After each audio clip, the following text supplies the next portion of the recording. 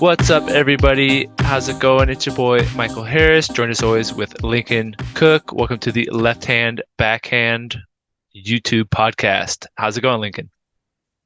Another day, another opportunity to try to get better and not to get much better. Yeah, That's okay.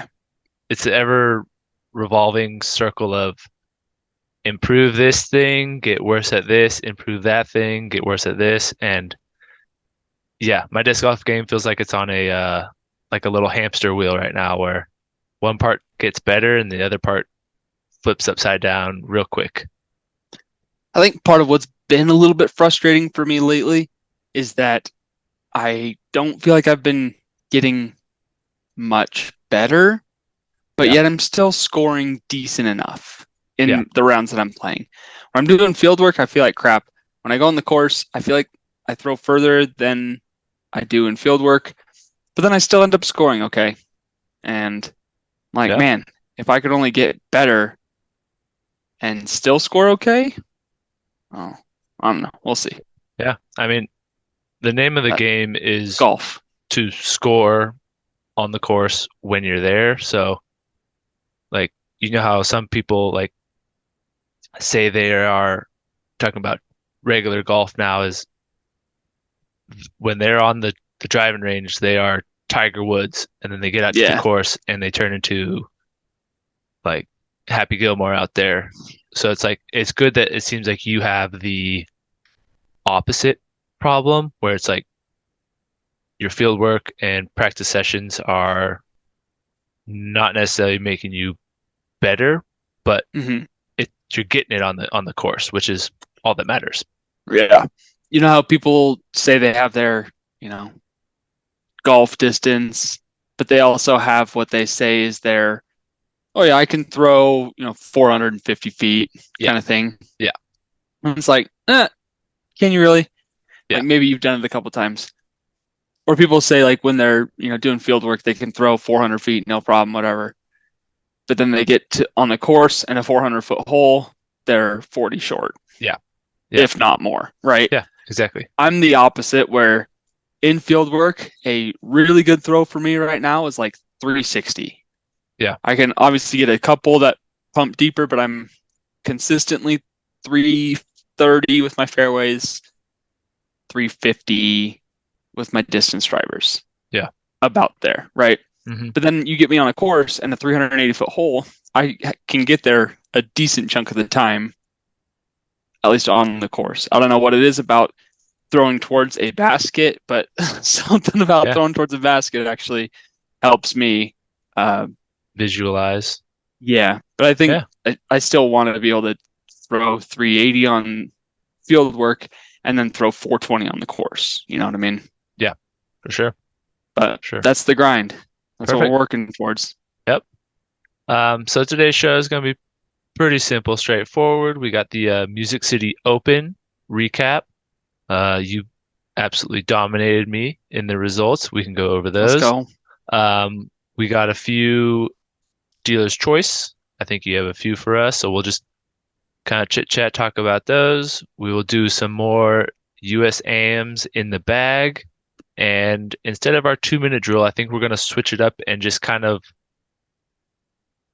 talk about, help the listeners, like what are we working on this week? What are we focusing on? What part of our swing game we are working on? So our Yeah, own so it doesn't have to personal be, 2 minute weekly drill. yeah, it doesn't have to be an actual drill, but something that we're working on, like a 2-minute thought as to the thing that we're working on. Yeah, exactly. Perfect. Okay, So let's pull up some results. results. Yeah. How much coverage did you get to watch? I watched all of Jomez. Nice. Didn't watch any of it live. Oh, actually, before we even get into this, Okay. how was your Easter? It was good. It was good.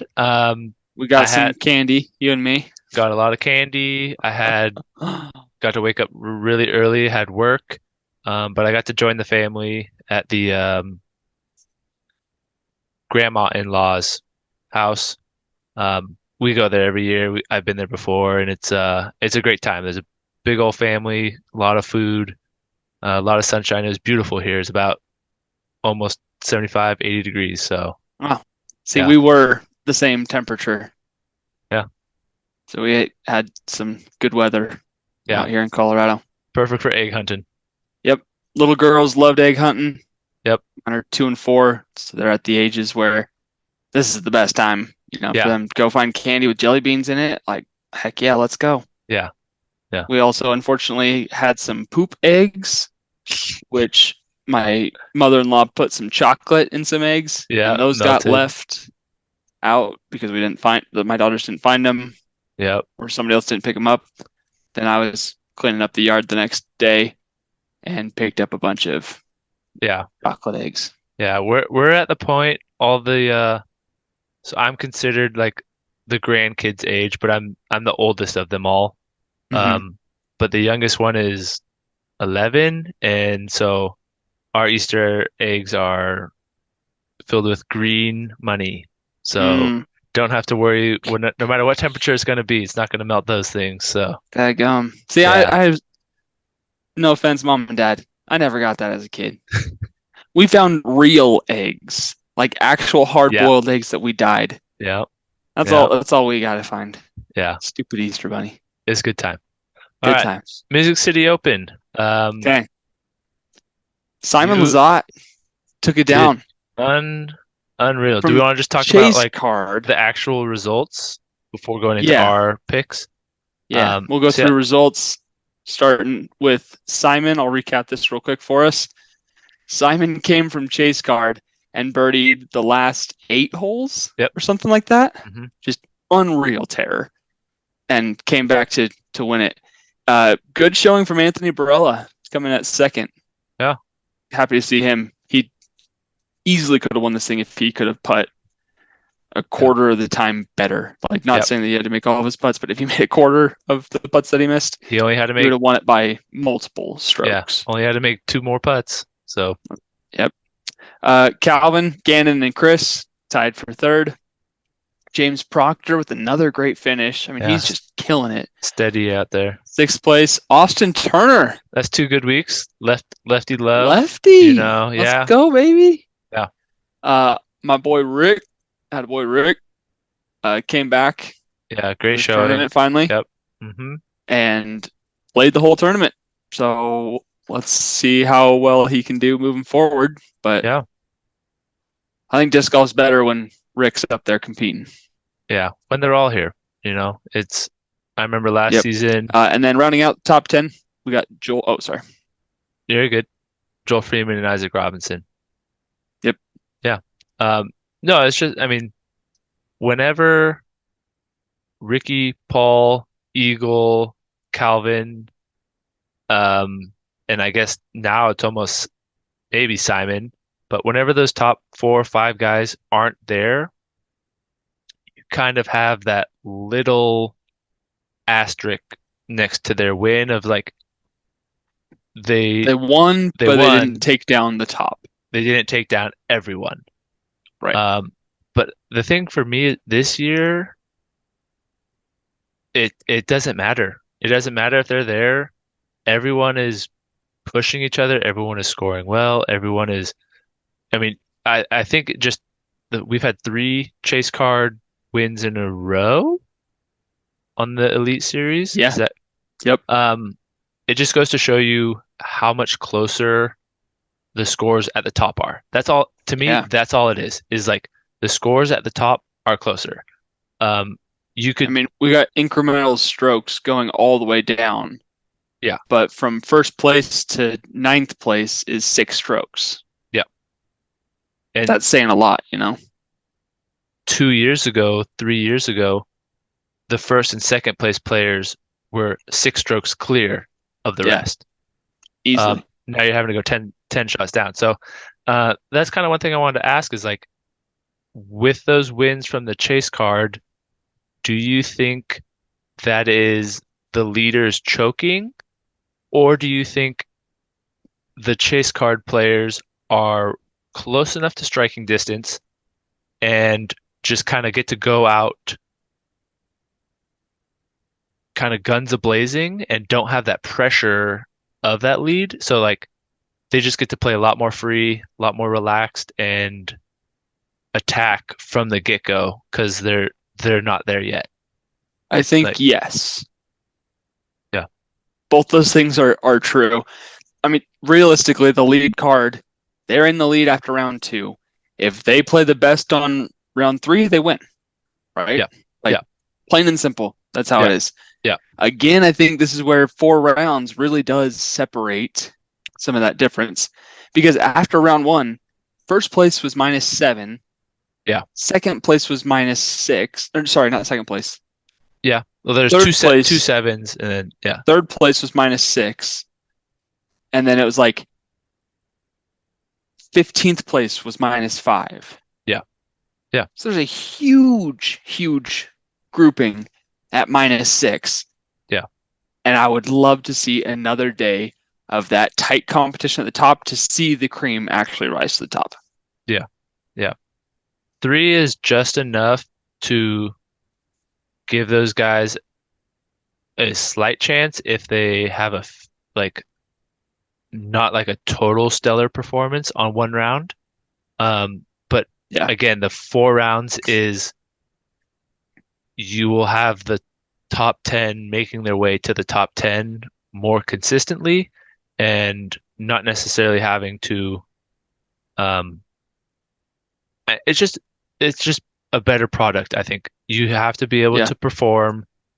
4 rounds is a lot harder than 3. It's not So as much fun to watch necessarily if you're playing the same course 4 different times, yeah, yeah, but the drama of it makes it still just as entertaining because you are seeing, those top players come up. I remember Paul used to be able to go like +2 the first round, then go -10, -10, -12, and win a tournament. yeah. You can't do that anymore, No, no. especially with a 3-round tournament. Yeah, 3 round, you have to be shooting within probably 3 strokes of like the hot round every round. Just Maybe about. maybe to 4 strokes. Because Yeah, yeah, I you mean, if gotta we just look at be what Simon did, he went 59, 59, 54. yeah, I mean, also friggin' shout out to Colter Dolan. He's on fire yeah. with a 54 in the final round. But still, so like Anthony Barela is 59, 57, 57. Like that's steady. Like That is steady, consistent, top tier at golf. Yeah, Chris Dickerson, 59, 55, and then a 60. So he kind yeah. of squandered in that last round. Hmm. Like, you don't see a lot of high, like Joel Freeman posted That's a the highest 64 in the one. first round. Yeah, But outside the top 10, there's no other upper 60s. There's barely any 60s in the top 10. yeah, yeah, So just goes to show you the level of yeah. competition. It's good to watch. Moving on to FPO, before we talk about the course, because I do want to talk about the course. Okay. Yeah. FPO, Kristin Tattar ran away with it in the final round, shooting -7 in the final round. It's hard because I mean, she did really well that final round, but the differential in her score compared to everyone else's was everyone just stumbled and fell, and she stayed solid. Because who was it that choked it? Was it Holland? Holland, yeah, Yeah. Your girl Holland choked it away, yeah. She had a shooting like +2 or something in the final round or something. more than that. I mean, she shot a 69, so 10-stroke difference than It's insane. Kristen's. Yeah, Yeah, +3 final round. Like, yeah, that's just crazy. Kristin didn't even play well. Like, she played okay the first round. Second round did not play well at all. Shot no, over par. Granted, no, conditions were poorer, exactly. Yep. but then just she did what she does and just turned it on. Plays solid golf, hits putts. Yeah, She didn't stay in bounds as much as the other she does. players.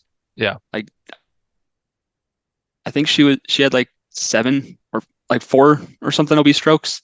yeah, So she didn't play mistake-free golf, yeah, but she just capitalized when she had opportunities to. And that's yeah, the difference between Kristin and everybody else right now. Yep. So rounding out the top five, Jennifer Allen and Macy Veladiaz, which good Awesome to see them for Macy. up there. Yeah. Yeah. Yeah. Rebecca Cox with another decent finish, Yeah. Yeah. finishing +1 in fourth place. And then your girl, of course, Holland, All in. shooting +2 for fifth place. Yeah. Perfect.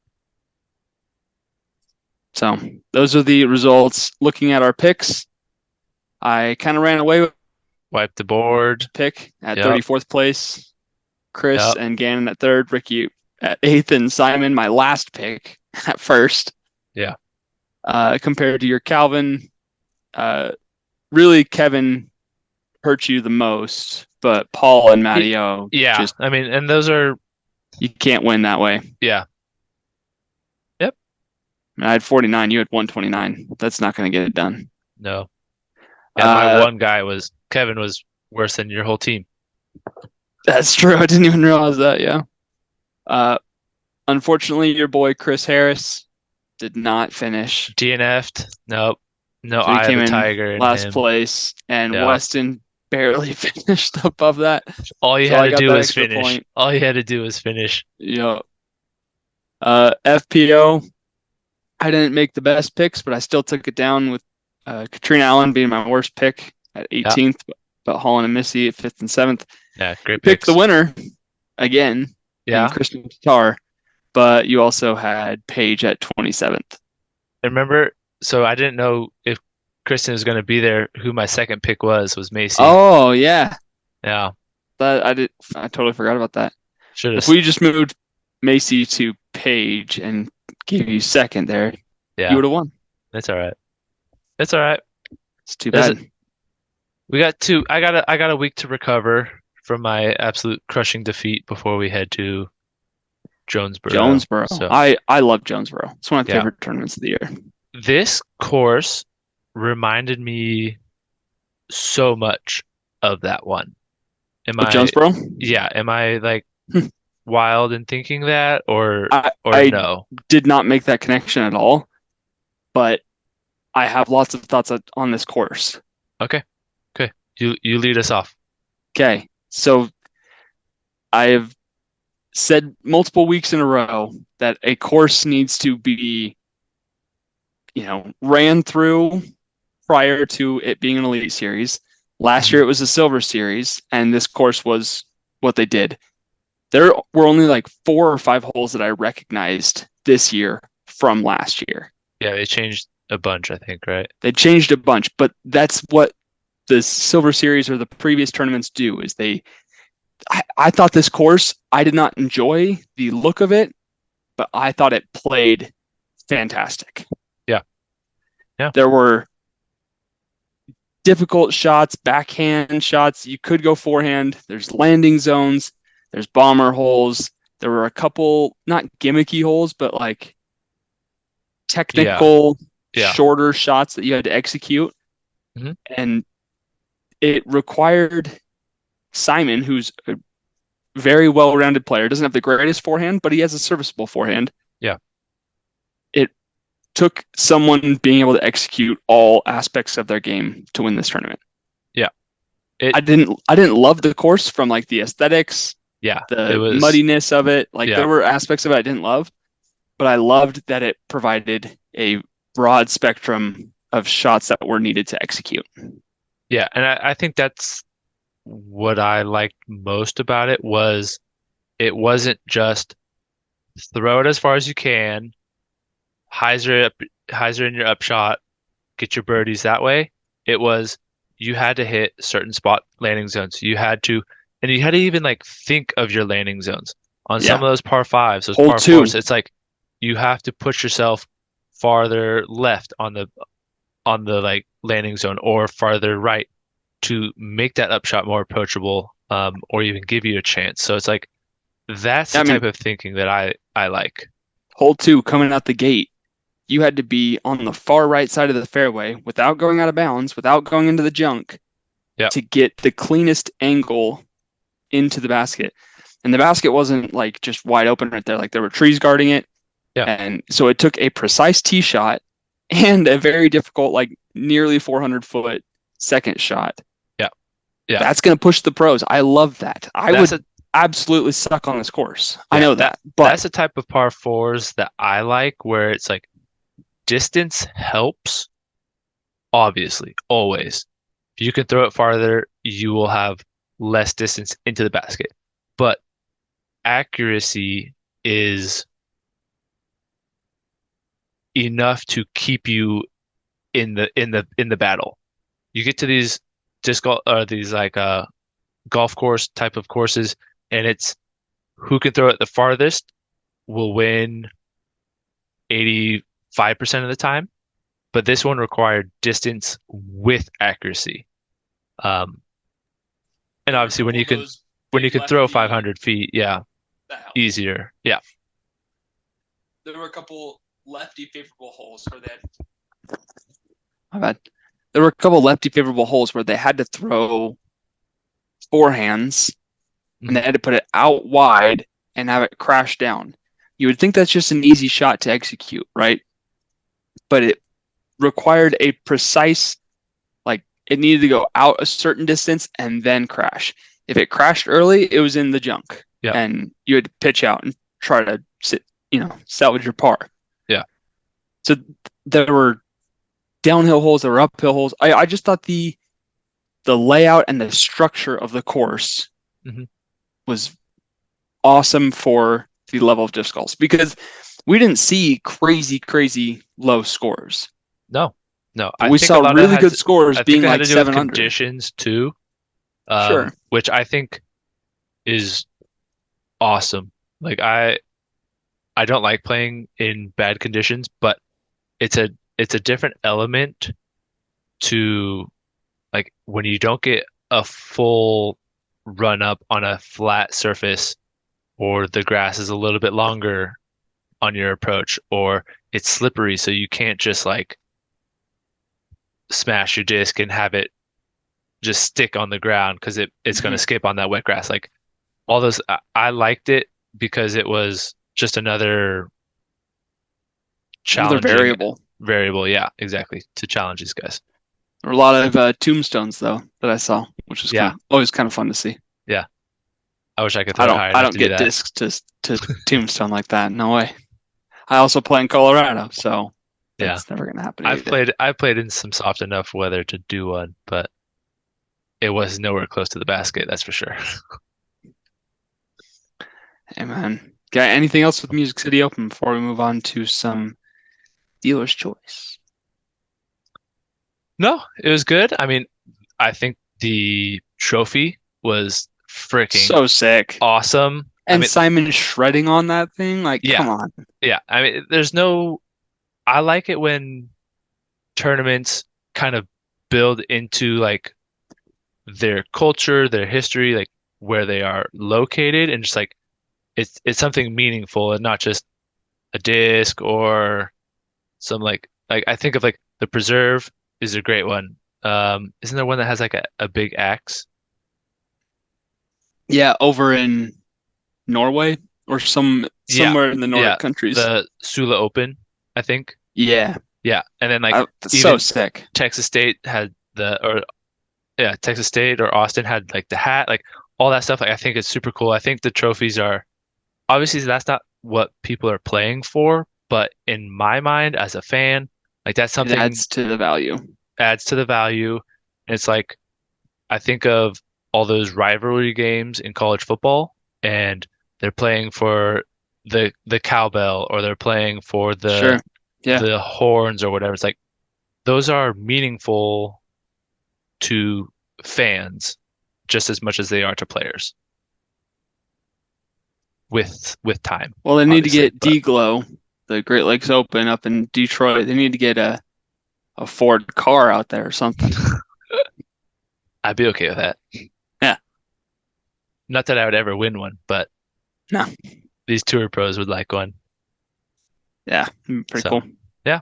All right. So yeah, it was a good weekend disc golf. It was nice to watch. Glad it was back on. So Yeah. Got to do some in between Easter activities. Got to do yeah, some watching that way. yeah, exactly. All right. What dealer's choice you got for us? Okay. Well, The audience will not know this prior to what I'm about to say, but every week one Mr. Harris sends out an email to me Oh God. with a link to our Zoom. And Yeah. lately he's been naming it, or before it was just like Gibberish. random Key letters. smashing. Yeah. Lately it's been Pokemon. Yeah. So my question is, we'll do a draft back and forth, Okay. and we'll Like keep it to the original 150. Okay. But who of the Pokemon would be the best disc golfer? Ooh. Okay. Um,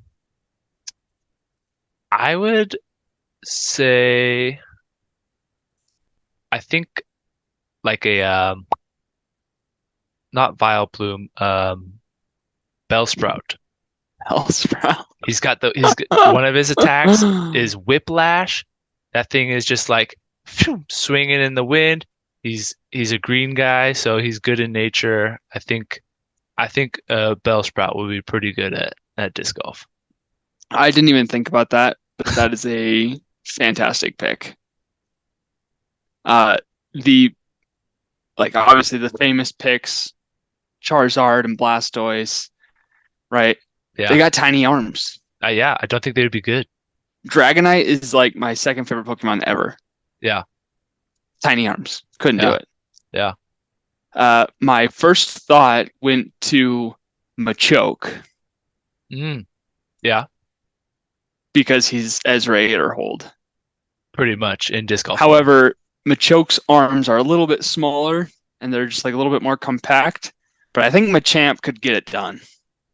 So Yeah. my first pick's going to be Machamp because he's got a little bit longer arms and he's got those forearms, so he can just use that as like momentum to fling the for disc, sure. man. For sure.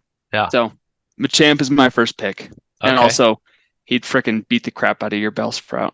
Yes, he would. Did you want Bellsprout or Victory Bell? Bellsprout. Bellsprout. Yeah. Funny that they're right next to each other in the Yeah. Pokédex. Yep. Well, they're the next evolved form, right? Yeah, Machamp and Bellsprout. Oh, Machamp is next to it. Yeah. Oh. Machoke, Machamp, Bellsprout, Weeping Bell, Victory Bell. Oh, that's funny. Okay. Next one is going to be kind of like a cheater code because this dude he's basically just arms and he has no feet, so he can never get a foot fault. Geodude.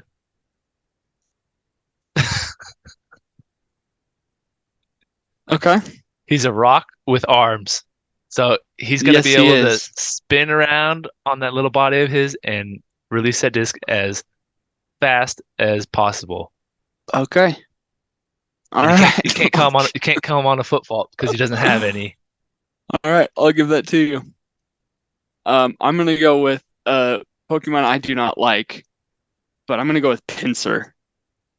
Okay. Pinsir's got long arms and a very tight torso. It's probably got a lot of core strength, you know. A beetle. Yeah. I like But it. a big beetle. He is a big beetle.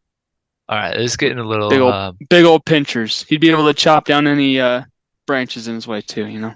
yeah. I'll go with Primeape. Just a monkey, big strong arms, as close to a human as possible as it comes in the Pokemon world, really. Do So you think you could throw with the? Because I thought about Hitmonchan. Do you think you With could those throw with gloves? those gloves? I think so. Okay. I wouldn't be able to, but he's been wearing them his whole life, so he's got pretty good coordination with those things. I couldn't imagine living your whole life with boxing gloves on your hands, but Your hands would be so nasty smelling. yeah. Just All right, and raisins. for my last pick, I'm going to go in the vein of your Bellsprout, but I'm going to one up you by like 500, and I'm going to go with Tentacruel. Yep. That's Because a good one. Tentacruel's massive. Yeah. I was thinking of going to the like water, like big long whippy Yeah. action going on. Yeah. So That's a fun little draft. yeah, Couple honorable mentions that I definitely thought about were like Nidoking and Nidoqueen, yeah, right? Because they're, you know, strong. They actually have arms. yeah, Golduck is pretty much a mix of Paul Ulibarri and Niccolo Castro for some reason. yes, Golduck's legit. And then Poliwrath, yeah. also a mix of Niccolo Castro because he's angry. And then Alakazam's a decent pick. That's Jeremy Colling. Ooh, yeah, that'd be a good one. I feel like Pikachu would be pretty good too. Little fiery guy out there. His arms are like this big. Yeah, but Pikachu can do everything. Have you not seen the show? He Yes, does he everything. can. He's OP. But Yeah, yeah. uh, a pick that I thought about but didn't end up going with was Haunter Yeah. because he just has floating hands. They're just ghost hands. He's Woo. just flying them forever. That's how it feels like when I throw sometimes. I'm like, what are my hands doing? They're not even attached to my body right now. So, Oh, that's good. Marowak's also a good choice oh yeah. Have you because he in the freaking show? throws the He boomerang. throws the bow like the bone. Yeah, Hmm. he's actually probably the best one. Possibly. He can. Hitmonchan, probably the best thrower of the disc. Yeah, And then Scyther was my other pick if I didn't go yeah, Pinsir. yeah. But he Does he? also would just like slice his disc off because he has blades for hands. Yeah, yeah. But he could definitely spin something out there for Yep. sure. Yeah, I love Okay. Pokemon. It's such a fun game. Throwback to our childhood. Takes us back for sure. Yeah. Okay. Um, my did you have a dealer's choice? Nope. Okay. Nope. My other quick dealer's choice is a theory that I've been thinking about in other sports. Okay. So, uh, we'll say football, for example. Okay. Johnny Unitas was like considered the greatest quarterback of his generation, right? Mhm. Do you know much about Johnny Unitas, Johnny Football, No. quarterback for the Colts? No. Okay. What about basketball? I could go. I probably could go farther back in basketball. Yeah. Okay. So um, like Charles Barkley was unbelievable in his day of Yeah. It basketball. never won anything. Right. Yes. Just fantastic player though, like Yeah. Yeah. one Yeah. of the best. And the debate is how good would he be if he played in today's NBA, Mm, right? yeah. So taking someone whose skill set was great for his era, where it's, I think, undoubtedly less of a stacked field because you have all stars on every single team in the NBA nowadays. Yeah. Yeah. Whereas you had your couple all stars, your couple superstars, and then Yeah. the rest were guys like me, CPAs that Yeah. yeah were tall enough so they could play basketball. Yeah. Hmm. So how good would Charles Barkley be in the NBA today? Right? That's a highly debated topic Yeah. amongst sports analysts and whatnot. Yeah. So my question is, Barry Schultz and Ken Climo and Avery Jenkins even and Hmm. Nate Doss, Yeah. if they not their age playing disc golf Yeah. Yeah. today, Yeah.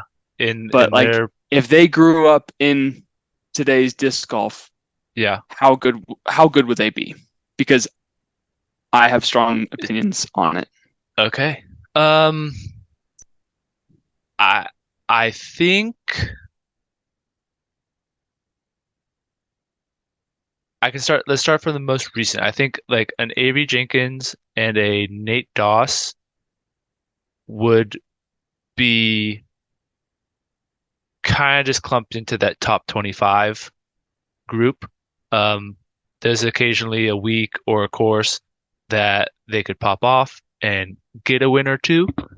Um, but the field is so deep nowadays that I wouldn't see them kind of dominating, winning a world title or multiple majors, kind of in this. generation. Um, I would compare them to Jeremy Colling and Nate Sexton. uh, I feel like Nate Sexton pops up there. Jeremy Colling's consistently in the yeah, high 20s. yeah, yeah, I think if they were playing in today's field, like Avery Jenkins would be maybe a little bit more suited because he had a forehand. yeah. But even then, he just muscled the disc and was inconsistent with putting, didn't have all the types of throws. Yeah, that's valid. Yeah. Yeah. So what Uh, about Ken Climo and Barry Schultz? I haven't really watched much of Barry Schultz. I've seen and heard more of Ken Climo. Um, am I wrong in saying that Barry was like really good at just shaping woods, throwing his mids all over the place, or is he more of a distance guy? Like, No, he was not a distance guy, yeah. Um, but he was consistent for his generation. yeah. I I think I mean the discs that you they used were totally different. Um, he would be a very like course dependent type of person. You put him in a woods technical, um, Northwoods Black type of course, I think he would kind of shred that up. Like I see him like a less distance Chris Dickerson type-esque player. Just like robotic, Hmm. hitting lines, hitting gaps. Like you think of Yeah. Chris as that kind of woods player. I think that's what he is. So of course that requires that type of shot, is where he would shine.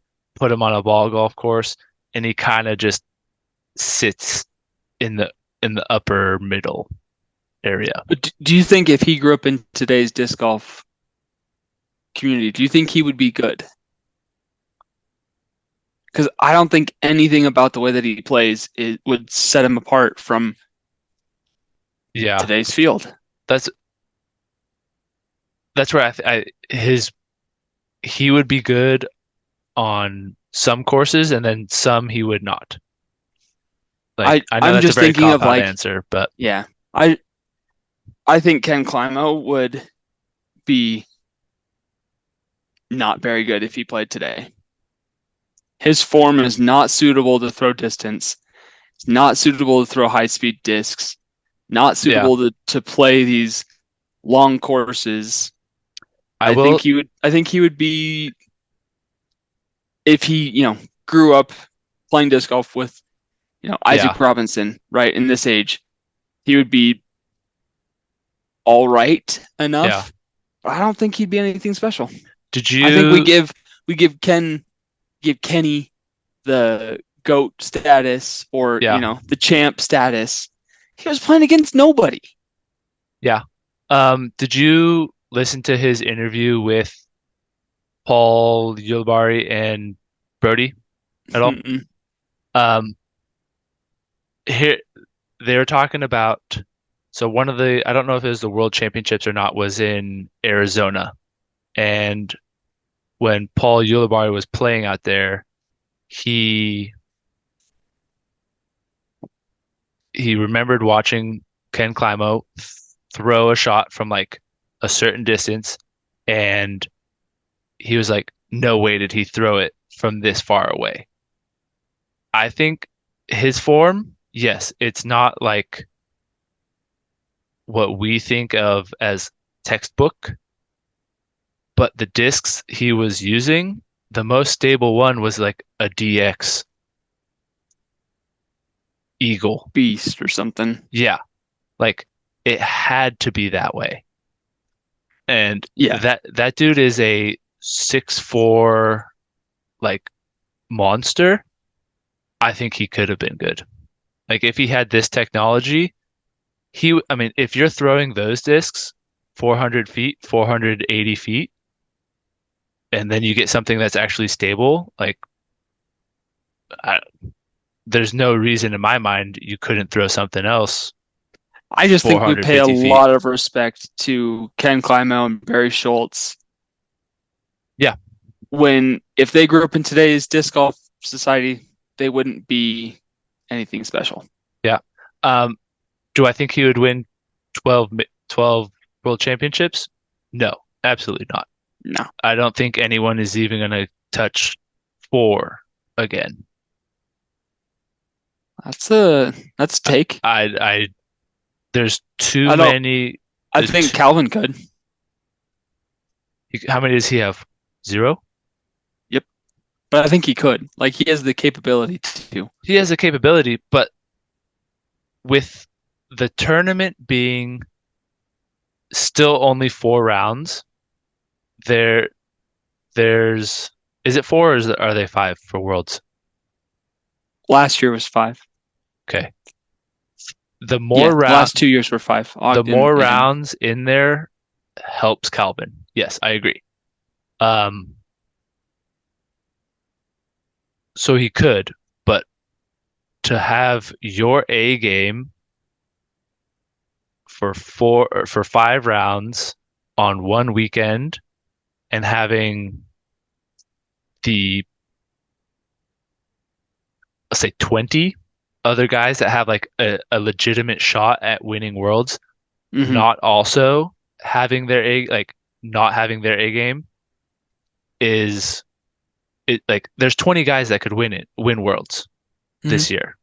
Whereas 5 years ago there was four, like five guys that had a legitimate shot. Um, and there's been a few one-offs, but just the field is getting so deep. I just four is very, very hard. One is hard, you know? Yeah. No, I am not disagreeing with you at all. I think that I think it's possible, or like I think there's a high possibility that that could happen where Calvin pops off. Yeah, I just think today's disc golf is you have to be just so consistent yeah. in all aspects of your game. I just don't think the old guys we give them a lot of respect, Hmm. and I sometimes think that's overvalued.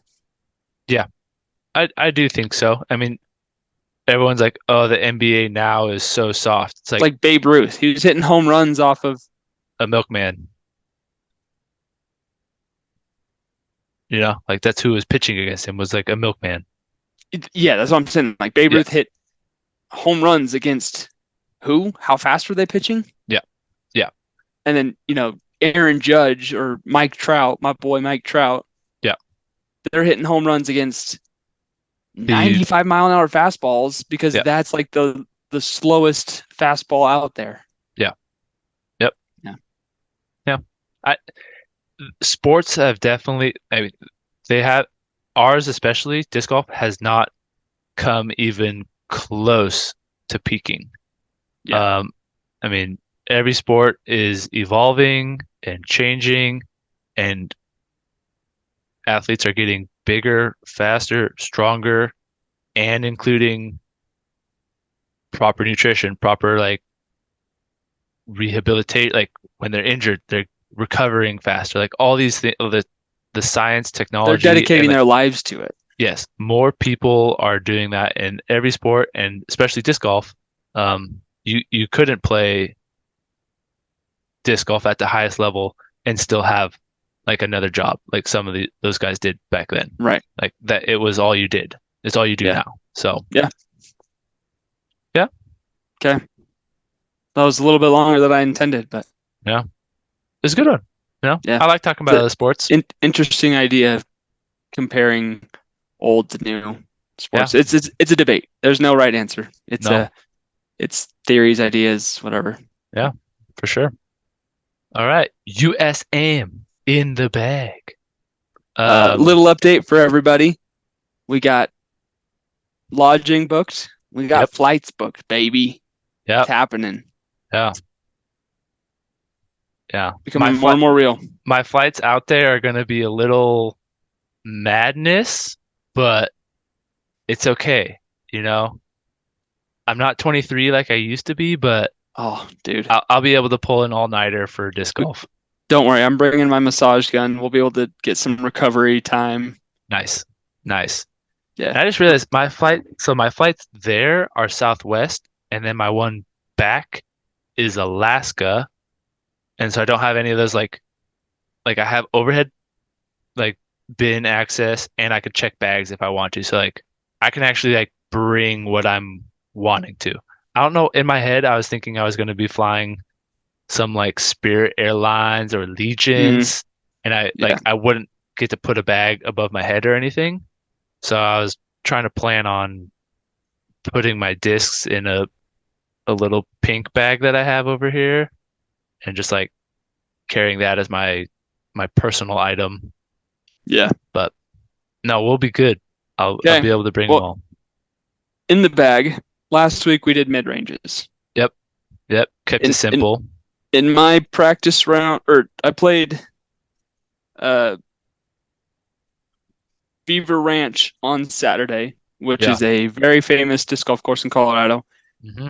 Up way high in the mountains, like you're hiking a mountain the whole time, Yeah. and you're going uphill, you're going across, but on a slope, so you're going across the slope, you're going downhill on a few holes, Yep. you're going like there's a lot of elevation change. Hmm. And when you get to the top areas, there's a lot of wind that comes up. So I felt Yep. like that was the best course that I could play to give me some sort of prep in terms of throwing Elevation changes. Yeah. elevation changes Yeah. For sure. in Colorado. Yeah. That being said, the stability changes are going to be drastically different between 10,000 feet Y- and Yeah. I don't 500 know. feet. Yeah. I don't know what the Michigan one is, but can't be that high. Can't be too high. No. That being said, mid ranges, we're feeling very confident with. Good. So, what we talked about yesterday, Pathfinder, Origin, and Zone, pretty much covering everything I needed Nice. on Saturday. So, that Nice. was great. I think we should hold off on putters Okay. That's fine. until a couple things get solidified. Okay. You can wait. So, the We got question time. is, do we want to go fairways or distance drivers? Let's go distance drivers. I feel like there's not as much variety and they're not gonna change that much more, Okay, you know? indeed. Well, I will pull out my 6 current fairway drivers or distance drivers in the bag. Cool. Do you want to Uh, tell people kind of like what is your thought process on drivers? Do you like to have, you'll go into it, but do you like one or two molds with multiple stabilities, or do you have just a full variety plethora of discs? I am a mold minimalist at heart. I Yeah, like having a mold that I trust and love, have different stages of wear, and have different plastics that provide slightly different stabilities. nice. So I like to be able to throw the same disc. I like throwing flat, so I like to be able to throw a disc flat and know, okay, this disc is this plastic, so it's going to get more turn, and this disc is this plastic, so it's more stable, right? Yep. Yep.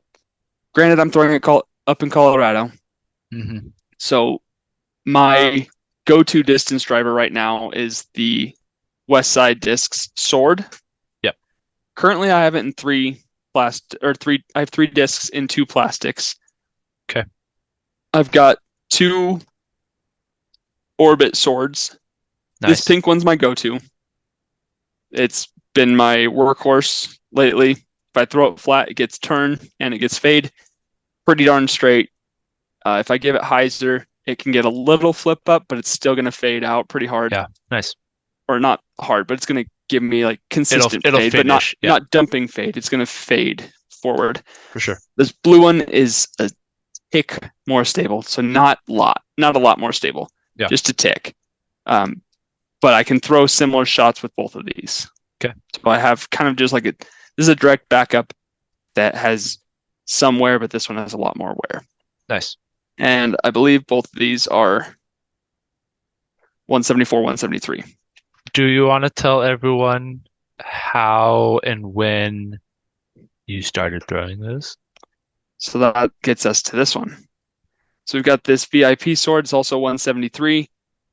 This one I got sent to me from Robbie C and Brad at Foundation on their In the Bag podcast. Yeah, That was on episode 13 or so. think so. Pretty early on in the 12, process. 13. Yeah. Yeah. So they had one recap episode, and then I was on shortly after that. Yep. And they sent me this sword, and they gave me the choice between the sword and the trespass. Yeah. I had thrown trespasses in the past. It felt a little more stable for what I wanted, and I needed something that was going to get a lot more distance for my arm speed. Yep. Before that, I was throwing the Grace as my main distance driver, and I was kind of forcing the Grace to work into that workhorse straight distance driver slot. Yeah, exactly. And these swords have filled that. So it's been Perfect. great. This one is a touch more stable.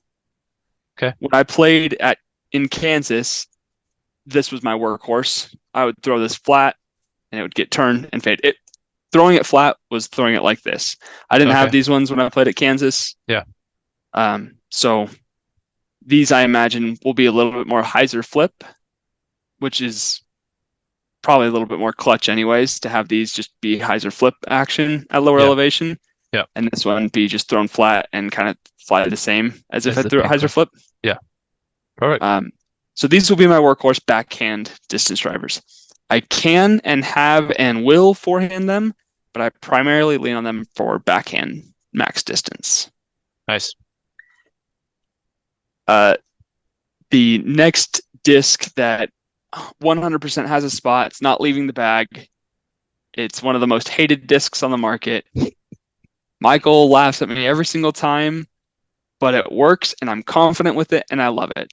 And that's the Kastaplast K1 Rask. Got the weird groove grip there in the middle. Any viewers out there, if you have one, don't throw it away. Just send it to Lincoln. I can put his address in the description below. He will take all of them off of you. Kastaplast. Maybe don't put my address, but No. you can DM us. Yeah. I don't know any other person that throws that disc, but he throws it well, and it does exactly what he needs it to. So everybody needs a very, very overstable distance driver. Yeah. That they can chop on, some anti-angle and have it still fight out. They can throw it flat. They can throw spike hyzers with it. I love the feel of this little groove, but only for forehands. I still, to this day, have never thrown the Rask backhand. Yeah. Yeah. Probably won't ever do it because it feels goofy. Don't like it for the backhand grip. Forehand, I can mash this thing pretty hard. I can throw it flat or on a hyzer and throw it 360 consistently. Yeah. And then if I get flex, I can push this to like 380, 390. Yeah. At low elevation, it's still stable. Nice. Yeah. And you just don't want to be the same. You to throw flat. Yeah, you just don't want to be the same and get a Halo destroyer or an enforcer or a DD3. You want to throw the Rask. I trust this disc, and it gives me confidence. Yeah. I throw it every round, at least once. Yeah, it's good. So those are the discs that are 100% staying in the bag, that there's no variation to it right now. Cool. The couple of discs that have places in the bag right now that are potentially in limbo. First, we'll shout out the Enigma. The Enigma I used for forehands up here at elevation, or for my overstable backhand distance shots. At low elevation, I'm not sure how reliable the Enigma will be forehand for me. Yeah. I don't want to have to be concerned about turning it over. Yeah. So I'm wanting to lean towards something more overstable. And so I've been working with this pre-flight number Swirly Star Destroyer 172. I was throwing this up at elevation, and I was actually getting like flip up and turn out of it. Nice. So I was a little surprised that it wasn't as overstable as I thought. So this part of my bag is in limbo. The overstable or like stable to overstable forehand distance driver shot Yeah. compared to the Rask, which is just like my very overstable shot. I don't want to use that on every hole. I want to Yeah. be able to throw a flat Yeah, you and want have it some turn. you're wanting something that gets like you said, you like to throw you're talking about some of the holes at Music City Open like straight for a certain amount of time and then it hyzers. Mhm. You're not wanting something that is turning mid-flight, and you're not wanting something that you have to like be very exact on your flip up angle before it turns. Like the Destroyer is like you can kind of mess up your angle slightly. It's going to stay straight, and then it'll finish out once it's done flying. Yeah. So I'm not sure if this one will stay in the bag. I might need to find actually, so there's the Horizon Cloud Breakers that just came out today, Did you order and I'm one? gonna go pick up one of those. I didn't order them Nice. because Discmania takes forever to ship them. I was gonna go to Fly Greens. OTB Cool. still has them in stock. I was hoping that Nice. Disc Revolution would have them so I could just use my credit there, but Yeah. lame. Um, so I'm gonna because I have been using the Cloud Breaker simultaneous with the Enigma, and Mhm. I like both of them. Like the way they Yeah. feel in my hand. Yeah. I like throwing the Cloudbreaker backhand as well. So like both Nice. Enigma and Cloudbreaker work for me. Cloudbreaker's a little more stable, so I'm kind of leaning more towards that way. So I'm going to see Yeah. how more overstable the Horizon plastic is in comparison to just the swirly S line Cloudbreaker that I have.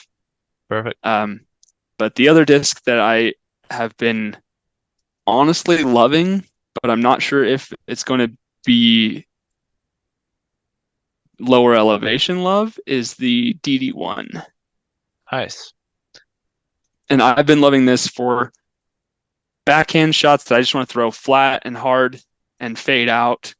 But like I'm not trying to get max distance. I'm just trying to get a little further than uh, my fairways that I throw in Yeah. this slot. Yeah. But also I've been loving it for flip up forehands. Like it's just throwing it with hyzer, it flips up, it gets a little turn and it gets a little fade. And I parked a 410-foot hole with this. Granted, Yeah. it was downhill, but Yeah. Nice. Um, quick question on that one. How does it fly compared to your Graces? I Because haven't they're messed with they're the Graces since I got the swords. okay. Okay. I've pretty much retired the Graces. I sold a blue Grace hmm for $50. I hmm was super beat up for what is it, first run blue Yeah. Grace. I've got a couple Orbit Graces up there, Yeah. and I've got a blue first run Grace. I would say that this is very similar in flight, stability, Okay. uh, distance potential. It's the same. Like I think the Grace says it has a 6 glide. Yeah. For me, it doesn't. No. Um, Yeah. but this has a 5 glide easy. Nice. And then comparing the forehand of that disc, how much more like reliable is it or touchy than your swords? More reliable, less touchy. I can throw it consistently on a slight hyzer and have it just flip up and turn pretty Okay. consistently. Whereas my swords, I have to give more hyzer to Yeah. or less power. Yeah.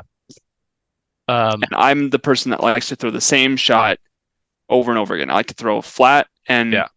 and like 80% power. Yeah. The way that you're describing it in my head and kind of knowing how like elevation changes discs slightly, I think that one is going to be that disc is going to fly like your um, swords do at lower elevation, is my guess. Same. So I it'll agree. be like it'll be too touchy for a forehand, like to full mash on it, but the backhand you'll get that flight that you do with your swords. Is my guess. I Yeah. mean I could totally be wrong. No, I agree. I don't Um, disagree. I think I'm leaning towards the Cloud Breakers then, if I can get the Horizon one and it's more stable. I yeah, think I'm leaning towards that to be my workhorse forehand distance drivers, yeah, but I'm going to be bringing all these to do some field work yeah, Wednesday night when we get in. yeah. And we can talk about not tonight, but closer, either on here or just off air. But we can talk about what discs you want kind of me to bring that might be like in between for you, you know? Sure.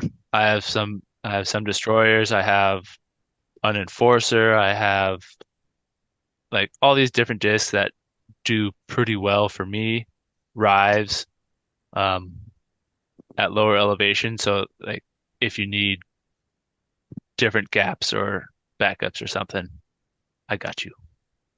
Appreciate it. Yeah. I know you have a So lot of discs too, but if all goes well in my mind, I will be carrying three distance drivers or three distance driver molds. yeah. The sword in 3 or 4 discs, because I'm also planning on getting a tournament sword, Okay. just a stock new tournament sword, Hmm. and then the Cloud Breaker and the Rask. Nice. So Nice. those are my distance drivers. Perfect. So I think just talking it through, I'm selling myself on the Cloud Breakers. Yeah. But for now, I'm messing with this destroyer. It's very well used. Yeah. And the first time I threw it, I thought it was super beefy, And now but it's not. it was also snowy that day. So Yeah. Yeah. Yeah. Snow does a lot when it's cold. It's harder to throw yeah, discs in the cold. I was throwing everything a little bit short that day. Yeah. Happens to the best of us. All right. Speaking of happening to the best of us, what are you working on this week in your game? I think I talked about it 2 weeks ago, but nose angle is Yep. the biggest Still. Yeah. area for me. Yep. When I try to throw it nose down, I still am not throwing it nose down fully. No. Yep. No. And sometimes I'm trying to throw it nose down, I'm getting air bounce, and Yeah. I'm just not getting a consistent pull through with it. It's okay. And then when I get it, it's great, right? So like my form right now is like not great. It's fine, but when I Mhm. get it nose down, I'm getting easily an extra 30 feet of distance. Yeah. Awesome. Yeah. And that's the So thing is like, I'm working on nose angle, and then also still not opening my hips. yeah, like as much form change as you can do, if you still throw the disc nose up and it looks like this, it's not going to fly like it's supposed to. Right. So you could have a Paul Macbeth form, but if your release angle or something is not getting the disc to fly flat, like you're not going to get full distance. So it's good. Good. I was talking to Micah about it, and I was like, how do you get nose down with a hyzer? Yeah. Because in my mind, I'm like, if I'm throwing on this angle, how do I get this angle and nose down Yeah. without getting an air bounce? Yeah. The disc turns And itself into, yeah, I, science. I just I'm overthinking things probably a little bit too much, Yep. but I'm still trying to figure that out. And I haven't been able to do uh, much field work since I played on Saturday, and I Yeah. just have been wanting to go practice. Yeah. It's all right. It's getting warmer there, right? So it's gonna be Yeah, a it's little bit friggin' easier. today was a high of 82. Yesterday Sheesh. was 80s as well. Yeah. I think we're supposed to get a little bit chilly weather for the next couple of days. Yeah, we're supposed to get rain on Friday. Tomorrow, high of 75. Okay. So over the weekend, a little bit Nothing. chillier, and then beginning of next week, hot, and then next weekend, chillier. So Every time you not have looking time good for off. Yeah. weekend golf, but Yeah. I mean, hopefully it still can get some field work in. Perfect. All right. Aside from that, I'm putting a little bit every day, Yeah. and the putts feels inconsistent. Yeah. Again, I'm thinking about it too much, Yeah. but I'll make, 5 putts in a row from 35 feet and feel good, and then I'll go to 30 feet the next set and I'll make 2. I'm like, what's going on right now? Yeah. I like to vary my distances on my putts. It's like, yeah, I can stay at 20 feet and make 90% of them all the time. Yeah. And then I back up 5 feet and I miss them all. It's like I try to vary it so I don't get comfortable just with one thing. Like I want my putt to be able to be variable as well. Same. So what I started to do today was just toss, like from the basket, just toss out my putters, and wherever they end up, that's where I'm putting from. Nice. So I'm not concerning like, okay, I have to go 8 paces. I have to go 10 paces away. I have to go 5 paces. Like I'm just tossing them. I'm trying to land between 7 to 12 paces. Like that's where I'm trying to land them. Yeah. But I'm just kind of tossing them up, and wherever they land, I'm going and I'm picking up that one putter, and I'm focusing on one putt, and then I'm doing that putt, and then I'm moving on to the next. Nice. So that way I'm not just like, okay, putt, reload, putt, reload, putt, reload. Yeah. I'm trying to just focus each putt, take them individually, and go from there. Nice. You should try roll them away, because then some might roll straighter and some will stop early. Just turn them sideways, give them a little roll out, and they'll all kind of go different distances. Yeah. If I'm kind of just taking them at once and just like doing like a spray across. Yeah. So they're all kind of bearing around. Perfect. But if I rolled them, they would all roll downhill on cement a little bit away. So that might not work today, but if I were in the grass, I would do that for sure. Okay. Perfect. Alrighty. That's all we got then? That's it. Cool. Thanks for joining us on the Left Hand Backhand. Remember to like, comment, subscribe, and we will see you all next weekend. Peace.